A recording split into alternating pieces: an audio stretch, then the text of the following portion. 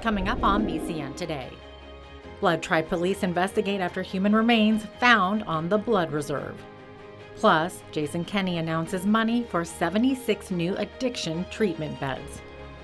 And a village of 15 tiny homes for military vets provide hope for soldiers who have fallen on hard times. Your Canada. Your Southern Alberta. Your stories. From our studios in the heart of Lethbridge, it's BCN Today with Jeanette Roche.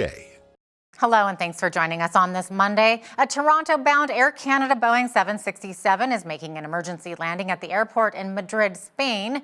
The plane reported technical problems about 30 minutes after leaving the airport. Spain's main union of pilot workers tweeted that the plane lost some pieces of its landing gear during takeoff and must fly in circles to burn off fuel before landing. Blood Tribe police are investigating after human remains were discovered Friday on the blood reserve near a home in the Laverne area. A few weeks ago, a 36-year-old man from that area went missing during a cold snap, and efforts to find him were unsuccessful. So far, police are only saying that the identity of the person has not yet been determined. 2 men are in custody following another drug bust in Lethbridge. Following a short-term investigation, Lethbridge police obtained a warrant and seized a swath of drugs at a residence along the 300 block of 5th Street South. Police confiscated crack cocaine, methamphetamine, scales, and many stolen identity documents. 51-year-old Jeffrey Stevens Martins and 34-year-old Eric Joel McCod, both of Lethbridge, face various charges. Pincher Creek RCMP have charged 3 people in connection stemming from a break and enter of a conservation officer's residence back on January 14th, where the officer's emergency vehicle was stolen, along with a number of firearms and ammo. On January 29th, RCMP executed a search warrant on a residence and garage on Albert Street in Pincher Creek. 3 individuals were arrested during the search and a number of items were seized. A disassembled pickup truck believed to be the officer's stolen vehicle, firearms, and a quantity of what's believed to be methamphetamine and other drugs was also seized. 53-year-old Daniel James Price was charged along with 49-year-old Brenda Lynn Ferguson and 25-year-old Dallas Adam Karen. Alberta Premier Jason Kenney has announced money for 76 new addiction treatment beds at 3 treatment facilities. Kenney told an audience at Fresh Start Recovery Centre in Calgary over the weekend that addressing addictions is a priority even as the province trims spending during tough times.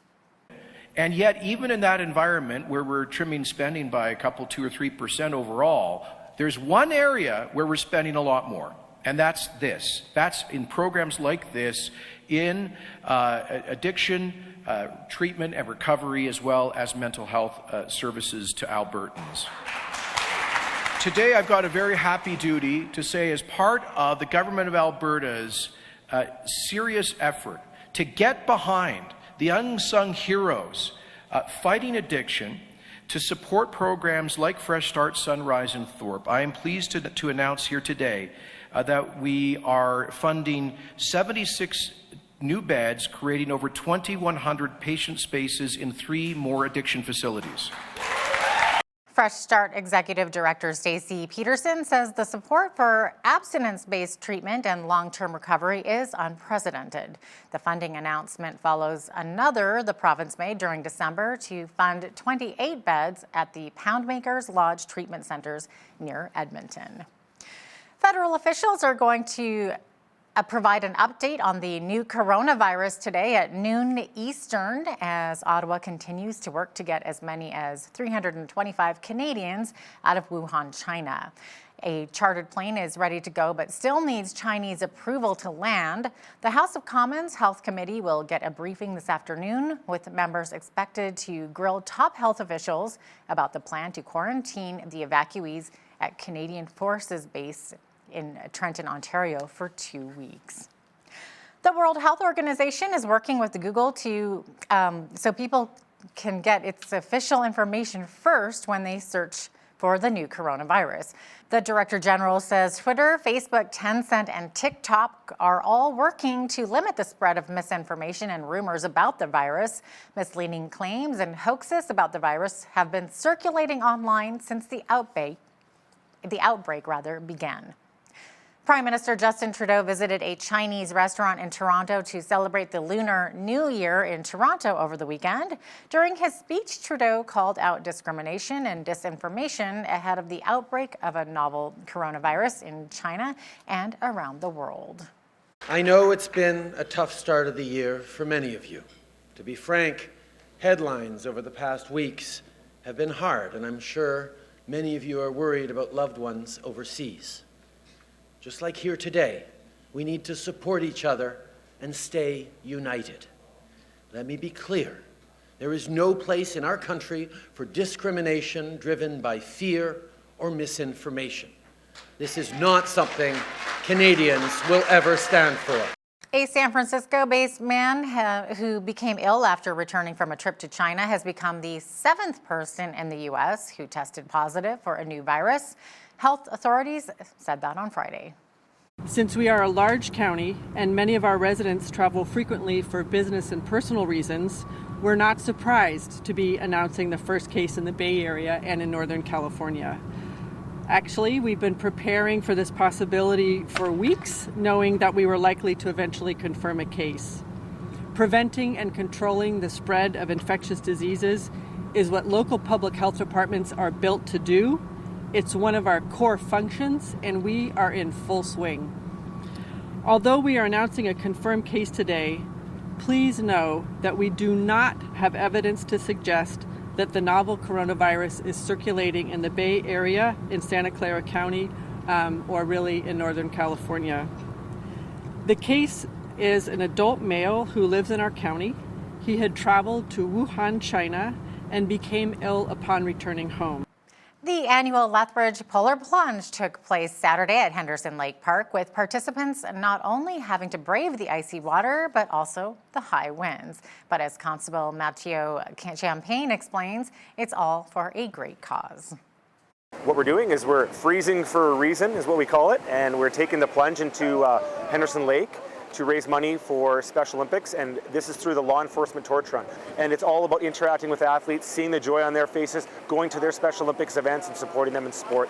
And this is how law enforcement gives back, is by putting forward these events, organizing these events to raise those funds, so that way our athletes throughout Alberta, Lethbridge, Canada can participate in sport. That money goes to help them pay for registration fees, for equipment, for coaching, for all those sort of things, because that all costs money. So if we can give back in that way, that's how we do it. And if you're too chicken to plunge, you can always donate online at specialolympics.ca.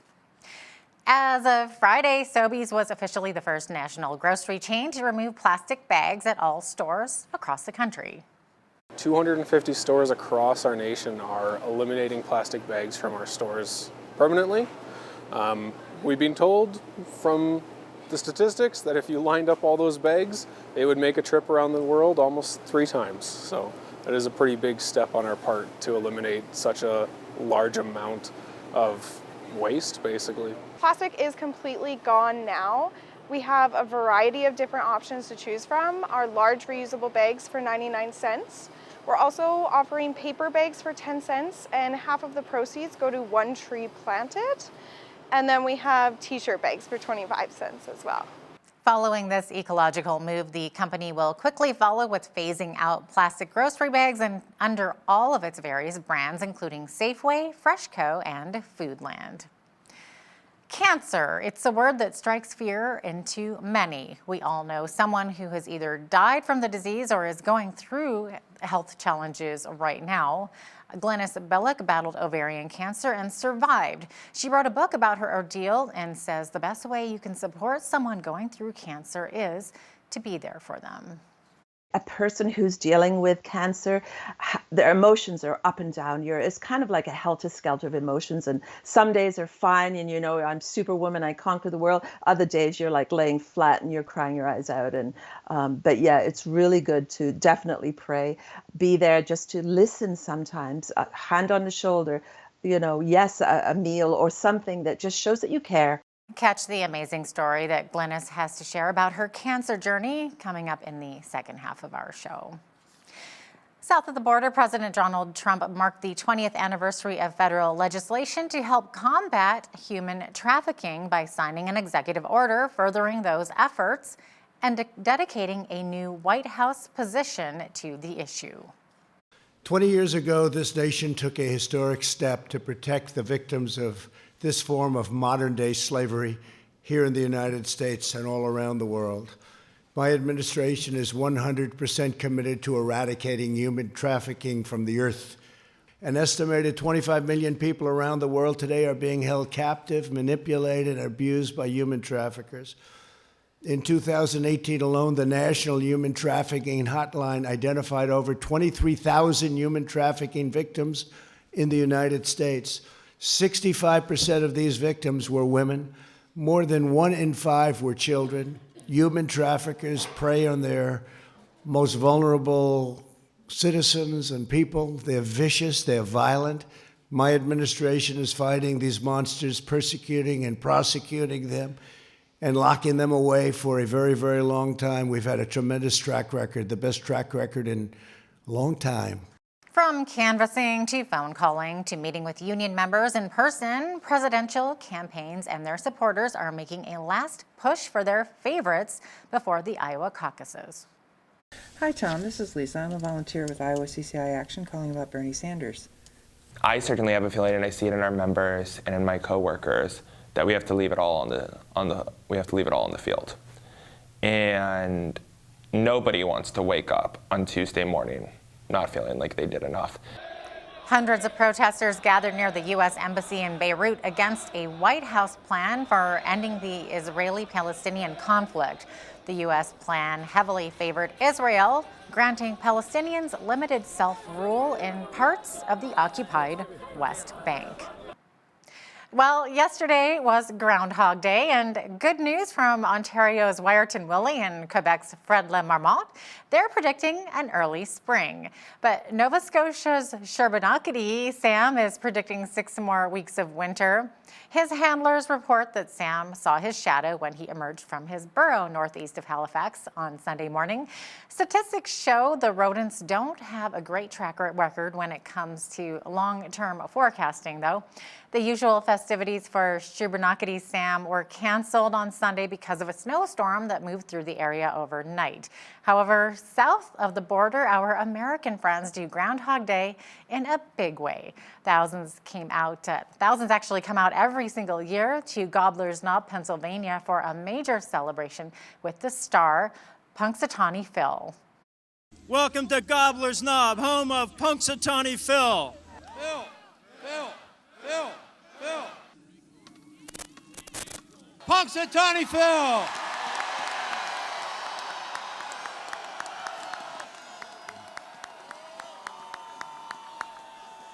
Bill, we got 2 scrolls here. One is winter, one is summer. What do you think, buddy? Huh? Spring. I don't know. What do you think, buddy? Huh? The closest one to you?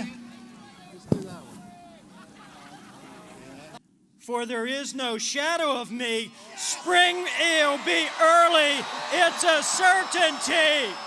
Well, I might not have a groundhog for you, but I will have your weather update coming up after the break. Stay with us.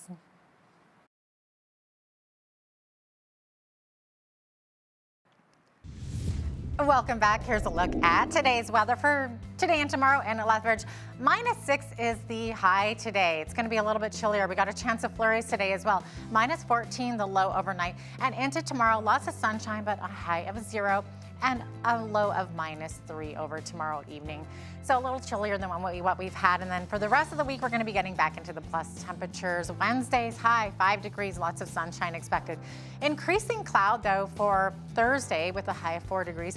We could see a chance of flurries again on Friday with a high of 1. And then into the weekend, 0 degrees is the high for both Saturday and Sunday with mix of sun and cloud. Possibility of some snow coming up on Sunday. The almanac highs and lows for this time of year, the average high is 0, average low -12, so we are in that range.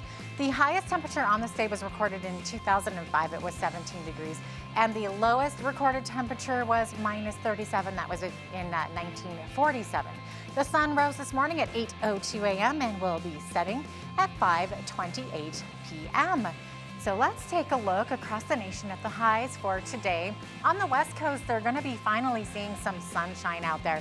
Victoria and Vancouver's high, both 5 degrees today, a mix of sun and cloud over in Victoria. -8 is the high up in Edmonton and -7 the high in Calgary. Calgary should be seeing a chance of flurries. Flurries also expected across the rest of the prairies today. Saskatchewan, lots of snow. Regina's high -10, -13 up in Saskatoon.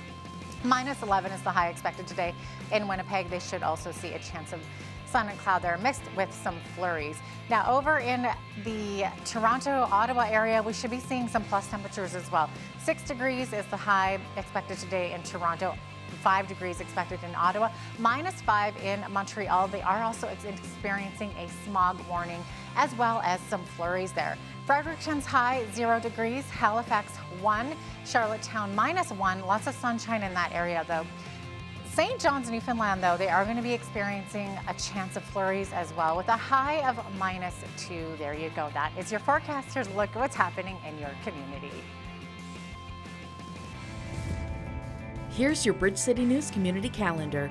Night to Shine is an event sponsored by the Tim Tebow Foundation and hosted by My Victory Lethbridge on Friday, February 7th. Night to Shine is an unforgettable prom night experience for people with special needs, ages 14 and older. This complimentary event begins on a red carpet with guests receiving the royal treatment. For details and to register, visit myvictory.ca. And if you'd like to volunteer, email Carol at myvictory.ca.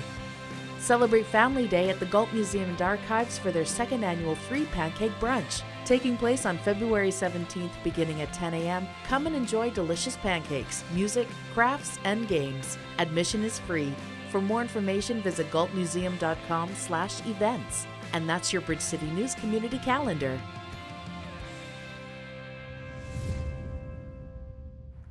A Lethbridge man who experienced a medical emergency at ATB Centre last year was reunited with a team of paramedics who saved his life. BCN's Loris Alexander was at the Lethbridge Fire Station to hear his story. Joking around with firefighters, Tony Days doesn't look like someone whose heart quit on him 6 weeks ago. On December 15th, my world was changed forever. I suffered a heart attack while playing hockey. Lethbridge Fire Department officials say the integrated response model of paramedic firefighters allowed for a seamless upturn, and 52-year-old Days is one of their success stories. When we got on scene, we were led to the room by the people who were playing hockey with him at the time. We walked in and found him in the dressing room on the floor unresponsive, felt that he had no pulse and started CPR and began the entire cardiac arrest process from there. Days says his friends saw the warning signs and knew something was wrong. I was lucky. Not only did my friends know what was going on, but STARS was diverted. I think they were on their way to either Claresholm or Cardston. They were diverted to the hospital. So STARS was actually waiting for me instead of me having to wait for STARS. An emotional Days was overcome with gratitude for what the paramedic firefighters did for him. I'm standing here, and I shouldn't be standing here. From all the doctors, from all the nurses, even from some of these guys, I should not be here right now. So the first time I came in to meet him, it was not that I get emotional often, but yeah, it was so emotional seeing these guys and knowing what they did for me and my family. I got 3 young kids. When I think through that event, I think about the chain of survival. And the chain of survival, the first thing is call 911 early, and that happened. The second thing is early bystander CPR, and that happened. And then the third thing is our crews need to arrive on time, and all those things happened. And that is really a big part of the reason. The dedication of many people is a big part of the reason why Tony is here today. This is the dressing room in which Days suffered his heart attack on December 15th at approximately 9 p.m. He'd like to thank his friends and family, the staff here at ATB Centre, and of course the Lethbridge Fire Department for coming to his rescue in such a timely manner. For Bridge City News, I'm Loris Alexander. A village of 15 self-contained tiny homes for military veterans is providing hope for soldiers who have fallen on hard times. The 37 square meter homes in Calgary comes with a kitchen and a bathroom, and each one is named after a Canadian soldier who died in service. There's also counseling for mental health, employment training, and help for veterans as they transition to permanent housing over a one-year period. Dirk Lemek spent 8.5 years in combat. He never expected to be homeless and says he wants to eventually have a normal life again. It's been my experience that most military veterans that I'm aware of don't really talk about their history in regards to blood and guts. Usually when they regale their stories to each other, it's usually about events that make them laugh, make them smile. Normally they don't really divulge a lot of dark stuff that has an impact on their lives. So usually when I do interviews on people for coming here to the village, and they start talking about how they've killed 30 people and so on and so forth, I tend to just smile a lot and shake my head and say okay, and then we do our back checks, and normally they come back as not being in the military, or they come back with some other issues. So but everybody I've interviewed up to this point who usually come up with a blood and gut story is never served a day in the military. We do work really hard to make sure that they meet the criteria, and then we do whatever we can to help them once they're here. There was an article recently, it was applied that we all have major mental issues and or drug addictions. And yes, there are some here that have addictions, and we've had one or two that have pretty severe mental issues. I do have PTSD. Like I said, I'm an 8.5 year combat vet, but I've managed to wrangle in those emotions and deal with them on a daily basis. I think personally, if you spend any time at the drop-in center, you could get PTSD. It's pretty severe. And so just the whole equation of being on the streets, and then as you're struggling, because I made good money all my life. I've been working since I was about 10 years old. Now, I'm struggling getting enough money to basically pay my rent. I couldn't believe that the actual Canadians, because I'm a U.S. military veteran, even though I'm a Canadian, that they actually acknowledged my service in the U.S. and actually let me come and live at the Homes for Heroes. So that was pretty incredible. I'm on Alberta Works, and they screwed up my payment back in June, and I couldn't make my rent, so I was evicted and nowhere to go and no money, and so I was at the DI for about 4 months, which sucks. I can't emphasize how much that sucks. And then I found out about the mustard seed, because I didn't know, right? I'm used to a 6-figure income and 3,200 square foot house and all that, right? And once you chew through your life savings, got nothing left to fall back on. Oh, it's amazing. Living here is amazing. It doesn't look like much, but I actually also served with the Navy, HMCS Yukon, back in '88. And so, this is luxurious compared to that, right? In the Navy, on board a destroyer, you've got literally a high school locker and your bunk, and that's it. So this is quite large. Or even in the infantry, right? In which you've got your boots and your sleeping bag and maybe a tent, kind of thing, right? So this is perfect. A roof over my head and someplace I can sleep without having to worry about anything other than making rent. More than 30 people have died from the devastating wildfires in Australia. Reports say more than 2,200 homes have been destroyed and more than 20 million acres of land has burned. As we hear in this next story, more volunteers from Samaritan's Purse disaster response teams have been arriving in some of the most ravaged regions to help with cleanup and recovery efforts. It's all gone. Can never replace it. And it's like a movie, a horror movie, eh? Like you normally see on TV. Samaritan's Purse is in Bateman's Bay, Australia. Bushfires have been burning all across Australia for the last several months. Millions of acres have been burned, thousands of homes have been destroyed, and lives have been lost.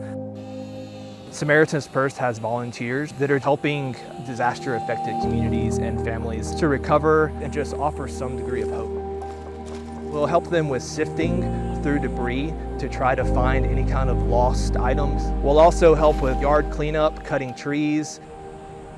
As we continue to work here in Australia, we would just ask for your prayers as we try to love homeowners and help them recover. We just want to thank you for your support as we continue to help the people of Australia. Glennis Bellick battled ovarian cancer and survived. Catch her amazing story about her cancer journey coming up in the second half of our show right after this short break. Stay with us.